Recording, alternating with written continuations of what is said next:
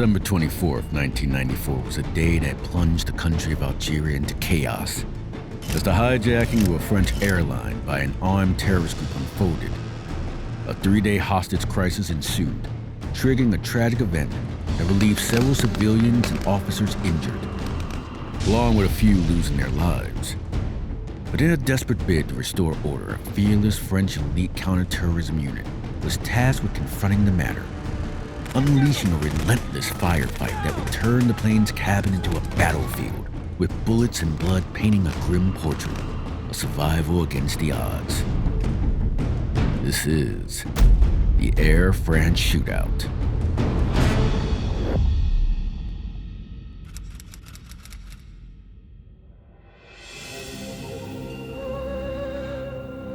A place of diverse culture and natural beauty, Algeria was a paradise that attracted millions of tourists from all over the globe.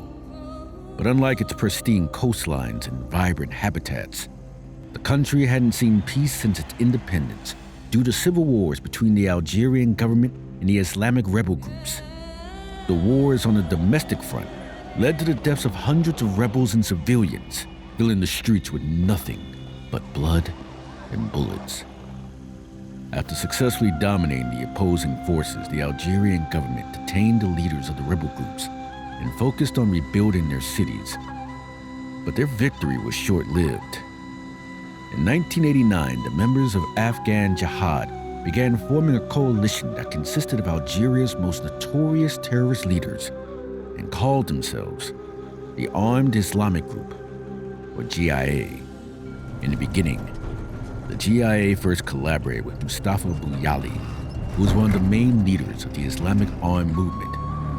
Bouyali's past experiences gave the GIA an advantage in formulating plans of mass destruction and provided them with extra manpower from his own Islamic militant group.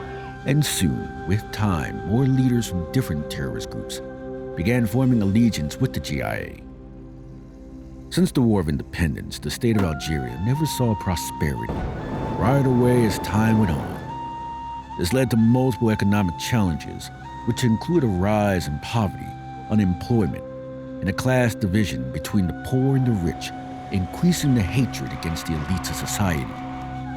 The destructive state of the nation gave the GIA an opportunity to take advantage of the people that were oppressed and underprivileged, giving them a false sense of hope and filling their fragile minds with extremist views, eventually recruiting them into their ranks and using them as pawns in a war that would cost them their lives. With each passing month, the members of the GIA went from a few hundred to thousands, and with collaboration with other Islamic extremist groups, they were going to become an unstoppable force that would soon jeopardize the political framework of Algeria.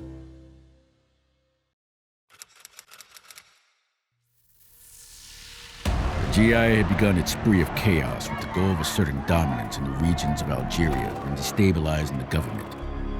The terrorist group began making a name for themselves as they committed war crimes against the innocent civilians of Algeria, which included bombings, kidnappings, and public executions. The pursuit of making Algeria into a paradise for themselves came at the cost of everyone around them, and as their numbers grew, even the Algerian government could not stop their influence from spreading, giving rise to more extremist groups.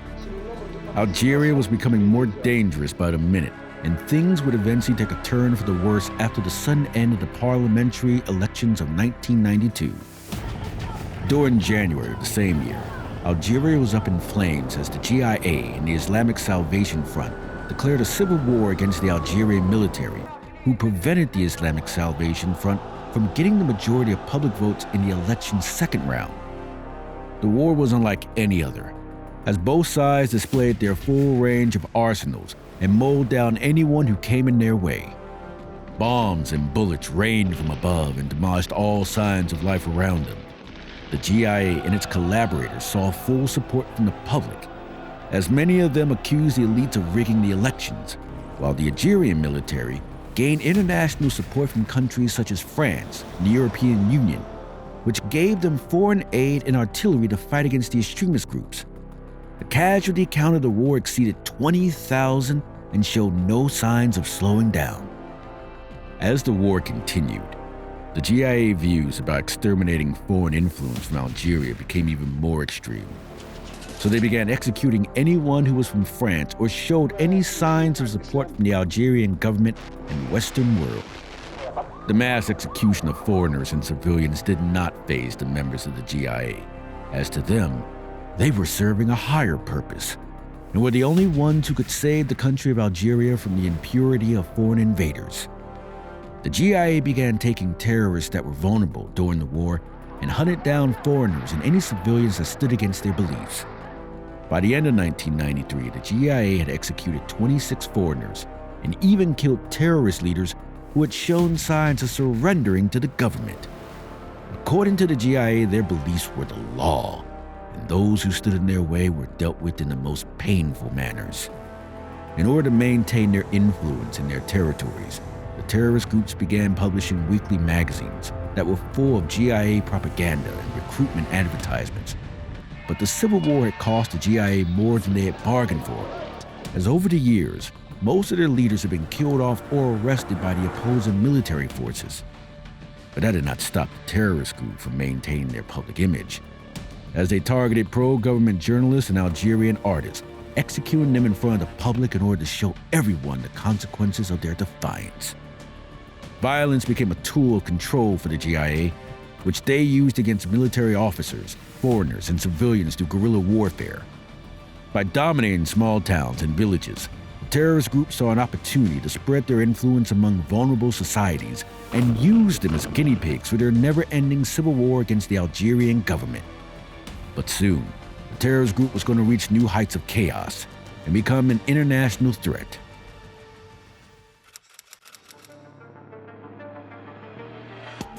As the terror of the GIA reigned supreme in the regions of Algeria, the leaders of the group decided it was time to change strategy and target the perpetrators that were the source of the funding and support for the Algerian military. Their main target was none other than the country of France, whom they blamed for being the root cause of the impurity in Algeria and the main contributor to their downfall during the ongoing civil war. But unlike Algeria, France was well prepared for foreign threats. Due to past experiences regarding domestic terrorism in the 1970s and 80s, France had doubled down on their security on the ground level and equipped themselves with a counterterrorism unit known as the National Gendarmerie Intervention Group, or GIGN, which was formed after the tragic events of the Munich massacre during the 1972 Olympics. The task force operated with a clear objective in mind: to intervene and rescue. Since the tragic events of 1972, the GIGN had successfully been executing its mission on both domestic and international fronts, mowing down enemies with precision and accuracy, which was evident during Operation Loyada, where the GIGN operators saved the lives of 31 hostages by strategically storming a school building from all sides and killing the rogue rebels. Many of the GIGN missions were top secret and often remained confidential to the public. But soon, tragedy was going to strike sooner than anyone could have anticipated, forcing these men of the shadows to appear in the light.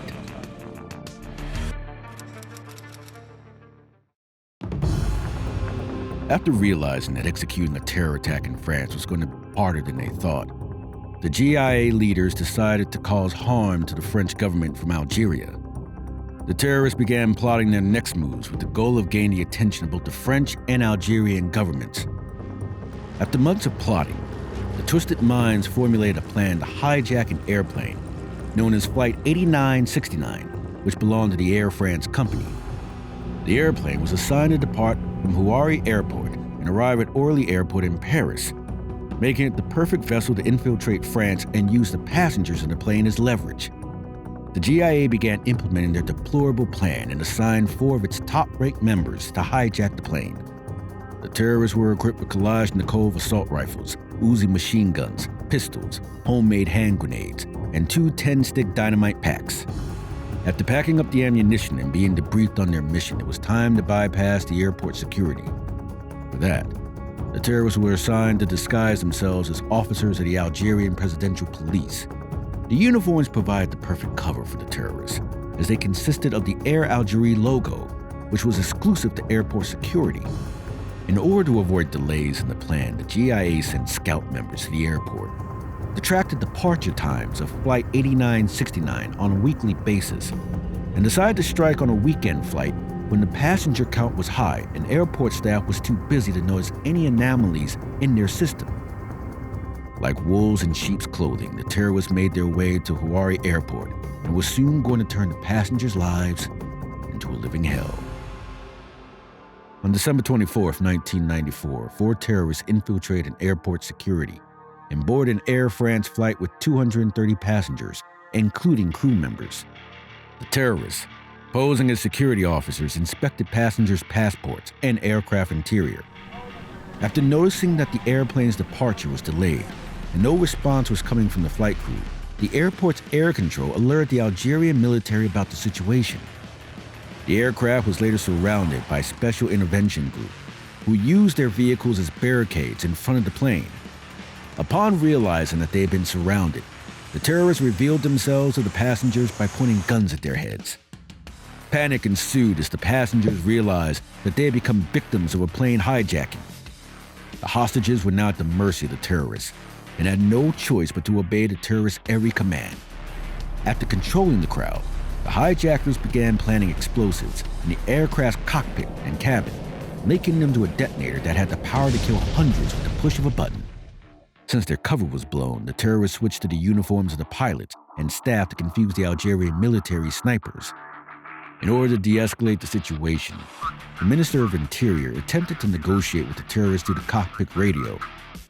The terrorists used the captain of the plane, Bernard Dehemi, to relay their message to the minister and demanded the release of the members of the Islamic Salvation Front and the end of French military aid to the Algerian government.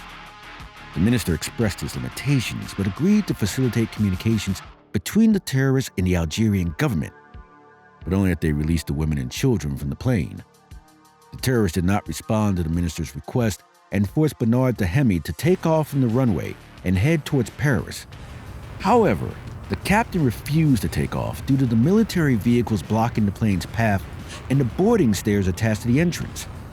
The terrorists demanded military personnel to clear the runway and remove the boarding staircase, but the authorities refused to give in to the terrorist demands.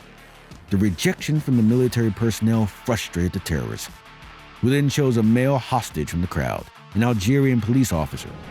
As everyone helplessly watched, the hostage was dragged outside the plane's entrance. With hundreds of news reporters and military personnel watching from the sidelines, one of the terrorists aimed their gun and shot the police officer on top of the boarding stairs, showing the world the consequences of not meeting their demands. Even after witnessing the live execution, the military refused to give in to the terrorist demands, which provoked the terrorists to choose another hostage. This time, it was Bi Giang Tu, a commercial attaché at the Vietnamese embassy in Algeria. Tu remained calm and thought that his embassy status would protect him. However, the terrorists shot him dead on the boarding stairs alongside the police officer. After realizing that no one was safe from the terrorists' wrath, the remaining hostages prayed for divine intervention. Since 1/3 of the 230 hostages were from France, the French government offered assistance to the Algerian military by sending GIGN officers. But the Algerian government refused the assistance, stating that the matter was an Algerian political crisis and that no foreign body had the right to interfere in it. France's Prime Minister, Eduardo Balladur, pleaded with the Algerian government to give them permission to send their forces, as the aircraft belonged to their country. However, the Algerian government prevented the GIGN operators from accessing their territory, but the French government was not going to give up that easily, and later reached out to the Spanish government to allow their GIGN team to hold their posts and to train on the Mallorca island, which was close to Algeria. In order to prepare themselves for the siege, the operators began boarding an Airbus 300 aircraft at the Malakor airbase that had a similar layout to Flight 8969, and noted down the vantage points where the terrorists could have the upper hand. After hours of training, the GIGN operators were ready to storm Flight 8969 and put the terrorists back in their place.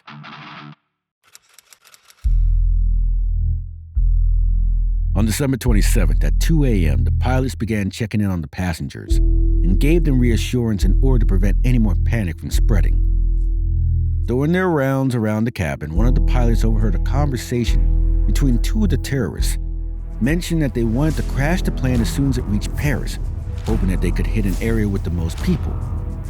Even after discovering their ulterior motives, the pilots remained calm and went along with the terrorists' instructions. In a form of compassion, the terrorists began releasing hostages, among whom were women, children, and people with disabilities. By the end of the day, 63 hostages had been freed. While the hostages were being freed, the Algerian military discovered the identity of the leader of the terrorist group, Abdullah Yahayi. After the identity was revealed, the French government sent Yahayi's mother to the Algerian airport, where she was given the task of convincing her son to surrender and leave the aircraft peacefully. After realizing that they had involved his mother in the situation, Yahayi became infuriated and took his anger out on the French passengers. Among the hostages were 2 members of the French embassy in Algeria, who became the next target of the terrorist cruelty. Yahayi dragged one of the embassy members, Yannick Bouillet, to the microphone and made him beg the military to allow departure of the aircraft before 9:30 p.m., or else the terrorists would kill 1 passenger every 30 minutes. The cries of the passengers fell on deaf ears as the military took no action. After the deadline had passed, Yahayi took Bouillet near the entrance and shot him in the head, later throwing his body outside the cabin. After seeing 3 innocent lives taken right in front of his eyes, Delheme called out the military on the microphone for being stubborn and lacking empathy for the hostages. After witnessing another live execution, this time one of his own people, France's Prime Minister, Bellador, called the president of Algeria, telling him that the country of France will hold the Algerian government accountable for the outcomes of this tragic event if they do not allow the French government to intervene in this active situation. After speaking to the French Prime Minister, the Algerian government allowed Flight 8969 to depart from the runway and make its way to Paris. Terrorists celebrated in the cabins as the military removed their vehicles and allowed the plane to take off from the runway, ending the standoff at 36 hours. Little did the members of the GIA know that their journey was about to end sooner than they could have anticipated, as the GIGN operators were waiting for them armed and ready in their homeland.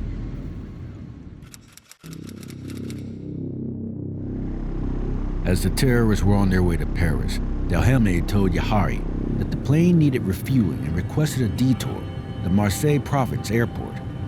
With Paris being so close, Yahayi agreed to the pilot's request.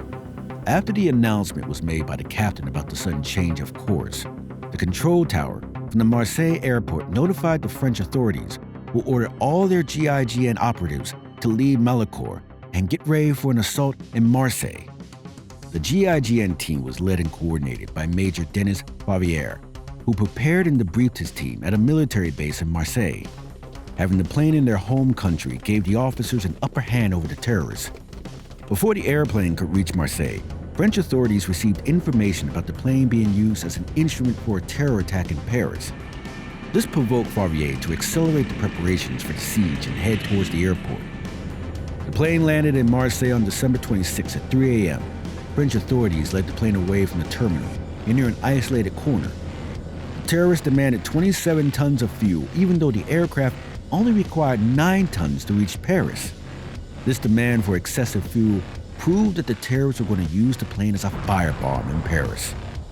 After realizing their true intentions, the French authorities made it their mission to stop the terrorists in Marseille by any means necessary. But before they could enter, the French GIGN had to first inspect the interior of the plane and count the number of hostiles on board as a means of preventing hostages from getting caught up in the crossfire.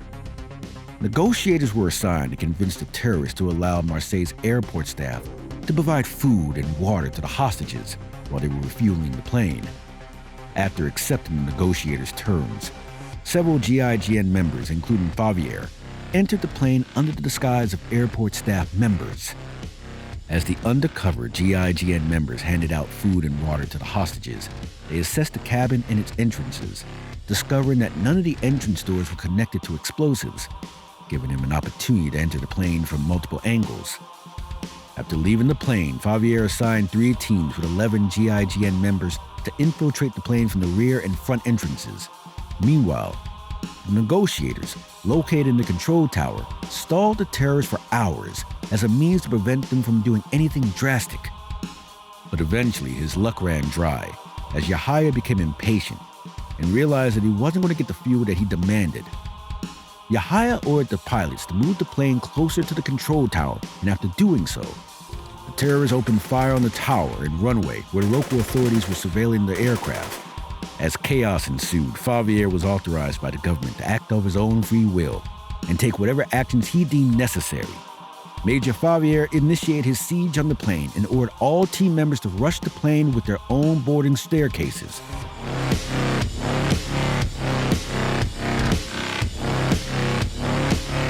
The first and second teams entered the plane from the rear sides, firing at the GIA terrorists with no hesitation and outnumbering them instantly.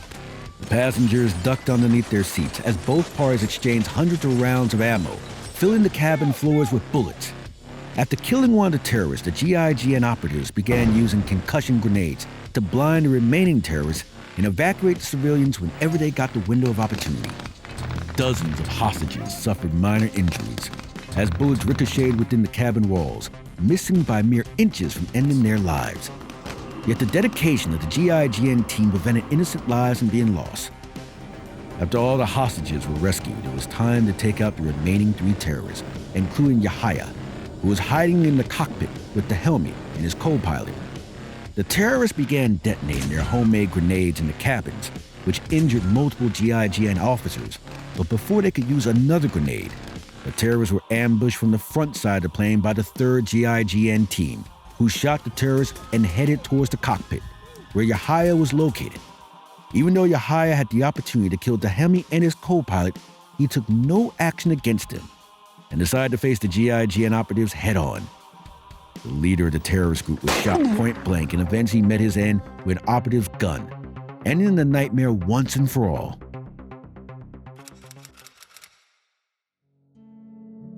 Les gendarmes du GIGN ont réussi à prendre le contrôle de l'appareil sans qu'il y ait de mort chez les passagers. L'aéroport de Marseille, hier en fin d'après-midi, l'assaut vient d'être lancé, il est 17h12. Un gendarme est touché à l'épaule, l'assaut dure depuis une dizaine de minutes, les terroristes ripostent toujours par des tirs nourris. The hijacking of Flight 8969 had ended after 3 days, resulting in the deaths of 3 innocent civilians and the wounding of 13 more, including 9 GIGN operatives.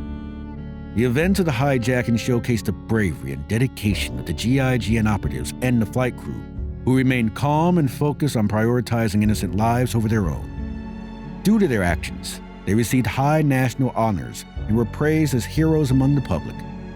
As for the GIA, the events were a minor inconvenience to them, as they continued their acts of terror throughout France in the later years until their demise in 2002 by Algerian military operations.